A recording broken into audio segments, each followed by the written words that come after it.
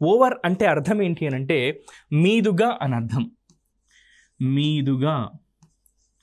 మీదుగా అంటాం మనం. సో మీదుగా అంటే ఆ పైన ఓవర్ అని అంటూ ఉంటాం. సింపుల్గా చెప్పాలంటే సార్ ఇది మా ఇల్లు అనుకుందాం సార్. ఓకే, ఇది మా ఇల్లు.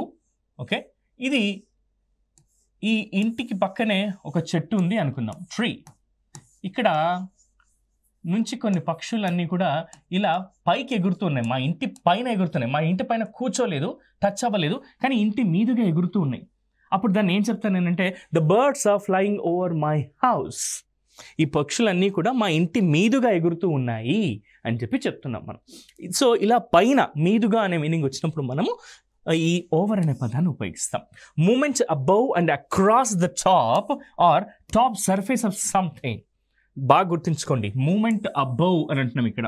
Moment above and across the top, ఏదైతే టాప్ ప్లేస్ ఉంటుందో దానికి అబౌవ్ పైన లేదా అక్రాస్గా మూమెంట్ ఉంటూ ఉంటుంది, లేదా టాప్ సర్ఫేస్కి పైన ఎగురుతూ ఉంటాయన్నమాట. సో సింపుల్గా చెప్పాలంటే ఇందాక అనుకున్నాం కదా, మీకు అర్థం కావాలనే ఉద్దేశంతోనే ఇల్లు బొమ్మ వేసి దానిపైన పక్షులు ఎగురుతున్నట్టుగా మీకు చూపించడం జరిగింది. ఫర్ ఎగ్జాంపుల్ మనం ఫ్లైట్లో వెళ్తున్నాం.